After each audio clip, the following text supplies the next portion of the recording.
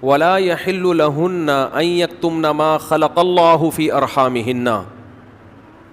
اللہ نے عورت کو حکم دیا, مسلمان عورت کو, کہ اگر تمہیں طلاق ہو جائے تو تمہارے پیٹ میں اگر حمل ہے, اس حمل کو, اس پریگننسی کو تمہیں چھپانے کی اجازت بولیں نہیں ہے, اگر تم اللہ اور آخرت پر ایمان رکھتی ہو. یہ بھی ہوتا ہے آج کل, کیونکہ اس معاملے میں مرد عورت کی زبان پر اعتماد کرتا ہے. اگر ایک مرد نے کسی عورت کو طلاق دی, عورت کو اگر حمل ہے وہ چھپا لے گی اور وہ بتائے گی مجھے مینسز آنا شروع ہو گئے. مرد یقین کر لے گا, بھائی 3 مینسز گزر گئے, عدت ختم. کسی اور مرد سے نکاح کرے گی, اس کو بتائے گی بھائی میری عدت پوری ہو گئی ہے. اس بات کا امکان ہے کہ وہ بچہ کسی اور مرد کے کھاتے میں ڈال دے. مرد تو نہیں دیکھ رہا کہ واقعی عدت ختم ہوئی ہے, یہ عورت جانتی ہے اور اللہ جانتا ہے. تو اس معاملے میں اللہ نے حکم دیا عورت کو کہ وہ خیانت بولے نہیں کرے. مردوں کو اللہ نے حکم دیا کہ جب بھی کسی عورت کو تم طلاق دو گے تو اس کا مال چھیننے کی تمہیں اجازت نہیں ہے. لا يحل لكم ان تأخذوا مما آتيتموهن شيئا, جو کچھ اس کو دیا ہے نا شادی سے پہلے, ایک دھیلا بھی واپس لینے کی اجازت بولو نہیں ہے. آج جہیز بھی جو وہ اپنے گھر سے لائی ہے نا وہ بھی ہتھیا لیتے ہیں. اپنے دیے ہوئے گفٹ تو واپس لیتے ہی ہیں, جو وہ اپنے گھر سے لائی ہے وہ بھی ہتھیا لیتے ہیں. یہ سارے قرآن کے احکام ہیں جس کی آج دھجیاں اڑائی جا رہی ہیں, کیونکہ ان احکام کا لوگوں کو علم ہی نہیں ہے. لوگ محرم میں کربلا, ربیع الاول میں جو مخصوص بیانات ہوتے ہیں وہ, یعنی سیزن وائز چل رہے ہوتے ہیں ہم لوگ. جو پریکٹیکل لائف ہے ہماری, عملی زندگی ہے, جس کے لیے پیغمبر صلی اللہ علیہ وسلم کو بھیجا گیا معاشرے کی اصلاح کے لیے, اللہ کے حقوق سکھانے کے لیے اور ایک دوسرے کے حقوق سکھانے کے لیے, اس پریکٹیکل لائف کی طرف ہماری توجہ نہیں ہے. ہم دوسری چیزوں میں زیادہ لگ گئے ہیں. بس وہ جوشیلی تقریریں, لوگوں کو رلانا دھلانا, یہ کام رہ گیا بہت سو کا, سب کا نہیں. اہل حق ہر دور میں رہیں گے. تو اللہ نے حکم دیا کہ ڈیورس کے بعد آپ کو عورت سے کچھ لینے کی اجازت بولو نہیں ہے. ہاں, خلا کی صورت میں مہر واپس لے سکتے ہو. خلا یہ ہوتا ہے کہ مطالبہ عورت کی طرف سے ہو طلاق کا, آپ تو نہیں دینا چاہتے, اچھی بھلی زندگی گزر رہی ہے, اسی کو دماغ خراب ہو رہا ہے اس کا, نہیں مجھے نہیں رہنا. تو پھر اس صورت میں مرد اگر ڈیورس دے تو وہ یہ شرط لگا سکتا ہے کہ میرا خرچہ واپس کرو, خام خواہ میں کیوں کرایا خرچہ. کچھ دن پہلے ایک واقعہ سامنے آیا, ایک آدمی کی شادی ہوئی, دلہن نے پہلی رات کو بولا کہ آپ مجھے پسند نہیں ہو, میں تو کہیں اور شادی کرنا چاہتی تھی, ابا نے آپ کے متھے باندھ دیا. حالانکہ 6 مہینے سے تیاریاں چل رہی ہیں. اب کیا گزرے گی اس آدمی کے اوپر. تو خیر اس نے تو اٹھا کے پٹخنا ٹھکائی لگانا شروع کر دی. کمبخت ایک میسج کر دیتی کہ میں راضی نہیں ہوں, میرا خرچہ کرا دیا, پہلی رات کو بول رہی ہے کہ نئی ٹھکائی لگانی چاہیے تھی. میں نہیں کہہ رہا, لیکن اس نے لگائی ٹھکائی, غلط کیا اس نے. تو ایسے موقع پہ بھائی ٹھیک ہے اپنا راستہ لو, میرا خرچہ واپس. اب کون رکھے گا ایسی صورت میں. چاہتی کہیں اور تھی. بھائی تو چاہتی تھی بھی اگر کہیں اور, تو اب بتانے کی کیا ضرورت ہے. ہر بات بتائی تھوڑی جاتی ہے. اب بولو بھائی دل میں بولو چاہتی تو تھی لیکن چلو ہو گئی, اب اسی کو چاہنا شروع کر دیں گے آہستہ آہستہ. گدھا بھی اگر آپ پال لینا تھوڑے دنوں میں اس سے بھی محبت ہو جاتی ہے, تو پورا 2 ہاتھ 2 پاؤں کا انسان ہے, تھوڑے دنوں میں اچھا لگنے لگے گا. یہ سوچ کے صبر کر لو, پوری رپورٹیں پیش کر رہی ہیں اس کو, پوری رپورٹ. تو ظلم وہاں سے ہو, مطالبہ وہاں سے ہو, تو پھر آپ واپسی کا, مہر کا واپس مطالبہ کر سکتے ہیں. بھائی جو مہر دیا واپس دو. یہ بھی اللہ نے ان آیتوں میں حکم بیان کیا. ایک حکم اللہ نے یہ بھی بیان کیا کہ اگر رخصتی سے پہلے طلاق ہو جائے تو پورا مہر نہیں دینا پڑتا, بلکہ آدھا مہر دینا پڑتا ہے. 1 لاکھ روپے مہر رکھا گیا تھا, آپ ابھی رخصتی ہوئی نہیں, آپ نے ڈیورس دے دی, تو پورا مہر نہیں ہے بلکہ آدھا مہر ہے. اس میں اللہ نے ترغیب دی ہے کہ مرد پورا دے دے تو اچھا ہے, اور عورت کو ترغیب دی ہے کہ آدھا بھی معاف کر دو تو اچھا ہے. ترغیب دونوں کو دی جا رہی ہے, چھوڑو بھائی, لیکن حکم بیان کیا جا رہا ہے کہ مرد کو آدھا دینا پڑے گا اگر وہ مطالبہ کرے. اور اللہ نے اہم حکم یہ بھی بیان کیا کہ جب عورت کو طلاق دو تو جہاں وہ طلاق کے بعد نکاح کرنا چاہتی ہے اس کے نکاح میں رکاوٹ مت بنو, کباب میں ہڈی بننے کی کوشش مت کرو. یہ بھی زمانے جاہلیت میں ہوتا تھا اور آج بھی ہوتا ہے. فلا تعضلوهن ان ينكحن ازواجهن, اگر تم نے چھوڑ دیا ہے اس کو, عرب اس کو غیرت کا مسئلہ بنا لیا کرتے تھے کہ ہم نے چھوڑا ہے تو اب ہم کہیں اور اس کی شادی نہیں کرنے دیں گے. ہمارا معاذ اللہ یوں کہتے تھے تھوکا ہوا مال, جیسے آج بھی لوگ کہتے ہیں ہم نہیں کہیں اس کو نکاح کرنے دیں گے. اس سے بھی قرآن نے کیا کیا, منع کیا.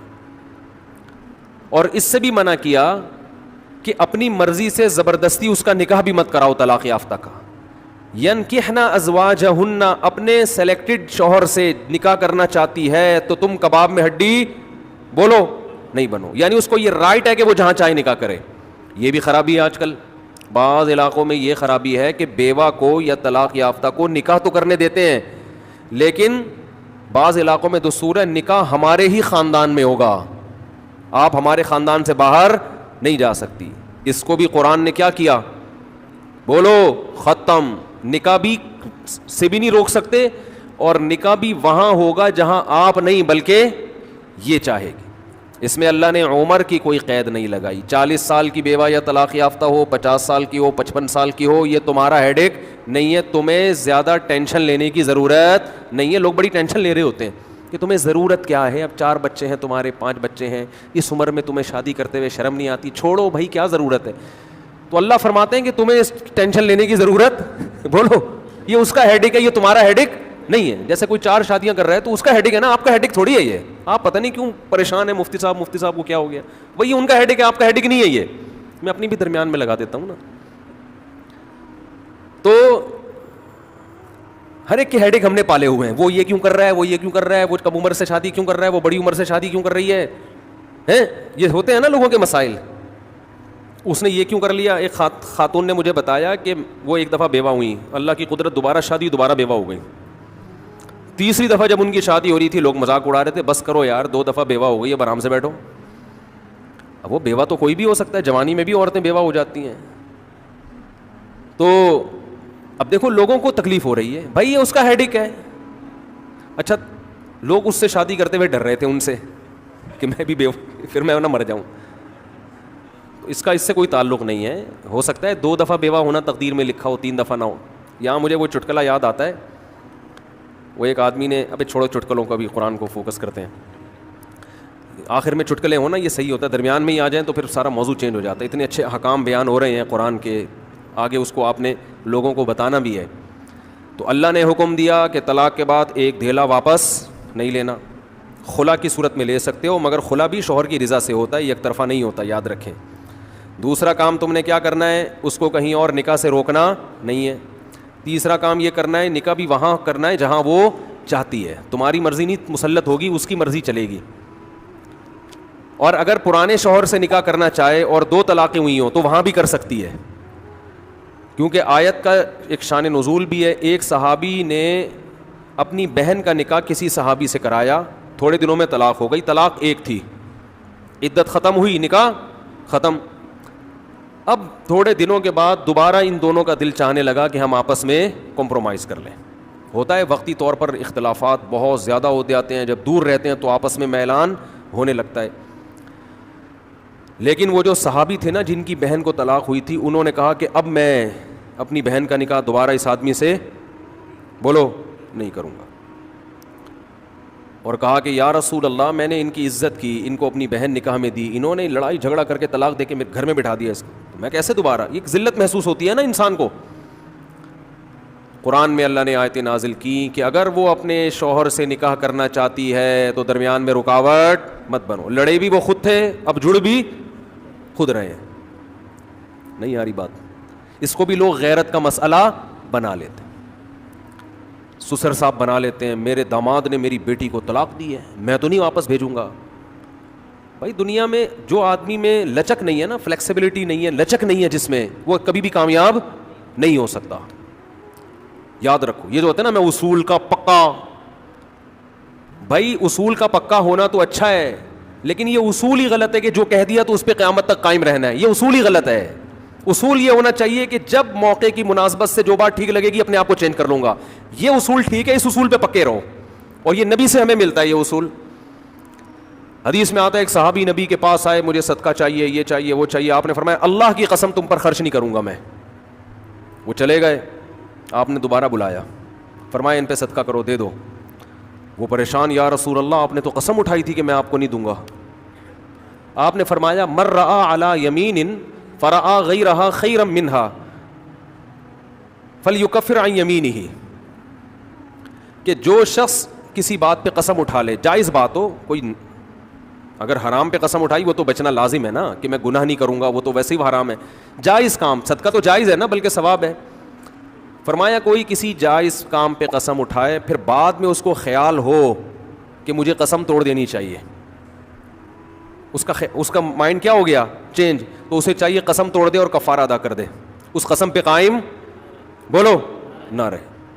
قسم پہ جب قائم نہ رہنے کا حکم ہے تو بغیر قسم کے میں نے جو بول دیا بس وہ پتھر پہ لکیر بن گیا, یہ تو پاگل اور گدھے ہونے کی علامت ہے. قسم بھی اگر کھا لی ہو تو بھائی اس وقت یہ خیال تھا کہ نہیں دینا, اب زمینی حقائق کہہ رہے ہیں کہ اس کو دینا ہے, تو اب قسم توڑو, کفارہ ادا کرو اور دے دو.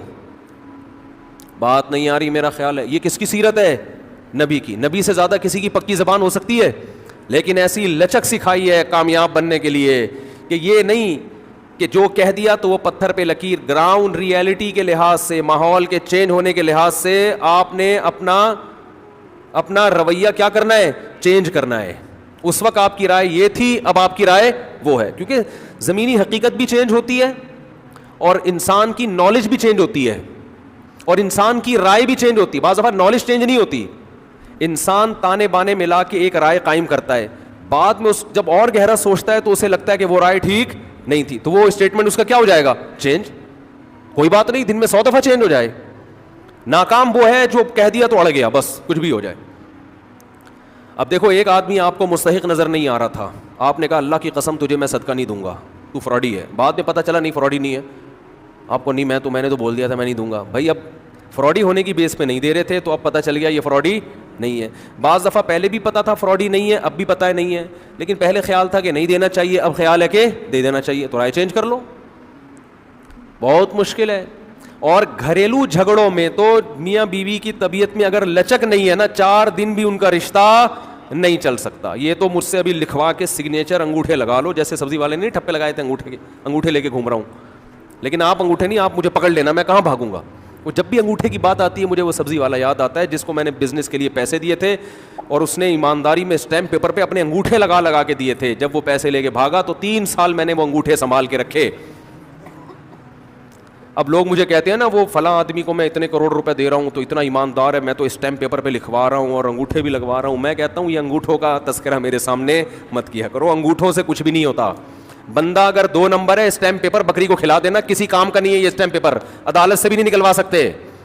سمجھتے ہو, لکھوایا کرو ضرور لیکن اس سے ہوگا کچھ بھی نہیں. عدالت انگوٹھا دیکھ کے بولے گی بس ٹھیک ہے انگوٹھا, اب انگوٹھے کو پکڑ کے جیل میں ڈال دو, بس انگوٹھے کو دیے تم نے پیسے. بندہ تو پکڑائی میں آئے گا ہی نہیں, آ بھی گیا تو کچھ بھی نہیں کر سکتے.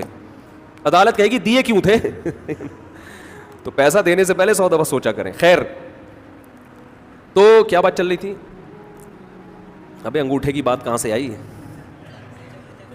ہاں, لچک پیدا کرنا چاہیے. میاں بیوی کا رشتہ تو ایسا ہے کہ اگر آپ کہیں نا کہ جو میں نے کہہ دیا بس وہ کیا ہے, آرڈر از آرڈر, تو بھائی اس کا مطلب آپ میدان جنگ میں کھڑے ہوئے ہیں, دشمن کی فوجیں آپ کے سامنے اور آپ ایک فوج کی کمانڈ کر رہے ہیں کہ گولی چلانے کا آرڈر دیا تو کیا کرنا ہے. یہ گھر ہے, یہ میدان جنگ بولو نہیں ہے. یہاں آپ کا اسٹائل یہ ہونا چاہیے, آپ نے بیوی کو آرڈر دیا, گراؤنڈ ریئلٹی یہ کہہ رہی ہے کہ بھائی میرا روب اس پر بیٹھا ہوا ہے اور وہ پکوڑے بنا کے خود ہی کھا رہی ہے, آپ کو ایک لقمہ بھی نہیں کھانے دے رہی. آپ غصے میں آئے, آپ نے کہا بیگم مزید پکوڑا اگر کھایا نا تو گراؤنڈ ریئلٹی کہہ رہی ہے کہ اس دھمکی سے یہ پکوڑے کھانا چھوڑ دے گی نا. لیکن آگے اس کا ایٹیٹیوڈ آپ نے دیکھا, اس نے کہا تو کیا کر لے گا, فوراً وہ کرچلی اٹھائی, تو کیا کر لے گا, فوراً لچک پیدا کرو بولو تو صبر کروں گا اور کیا کروں گا. یہ کامیاب, یہ گھر کیا کیسے چلے گا, یہ رشتہ جوڑا رہے گا. اگر آپ نے اس کا ایٹیٹیوڈ دیکھ کے, اس کی پیشانی پہ سلوٹیں دیکھ کے اپنی دھمکی کو واپس نہیں لیا تو یہ گھر کیا ہوگا؟ پکوڑے تو کھا لو گے آپ, لیکن آپ کے بچوں کی ماں مارکیٹ سے شارٹ ہو جائے گی. تو اس میں گھر کے اندر کا اصول لچک, کامیاب آدمی وہ. ہاں ناقابل برداشت کوئی معاملہ ہو جائے تو ایک الگ بات ہے. تو اللہ نے کیا حکم دیا کہ اگر ڈیورس ہو گئی ہے پھر دوبارہ ملنا چاہتے ہیں تو کباب میں ہڈی بولو مت بنو, ملنے دو ان کو, کوئی مسئلہ نہیں ہے. ہاں یہ قرآن نے کہا ہے کہ اس شرط میں ملیں کہ ان کا اپنے بارے میں یہ خیال ہو کہ دوبارہ وہ جھگڑے نہیں کریں گے. ایسا نہ ہو ملتے پھر وہی ٹینشنیں شروع کر دیں, اب دوبارہ اپنی اصلاح کر کے آئیں کہ بھائی اب ان ماضی کے قصوں کو چھیڑنا نہیں ہے. لیکن یہ ایک یا دو طلاقوں کے بعد ہے, 3 طلاق کے بعد نہیں مل سکتے جب تک کہ کہیں اور نکاح نہ ہو جائے اس کا. تو خیر قرآن مجید میں اس میں اللہ نے یہ بھی حکم دیا.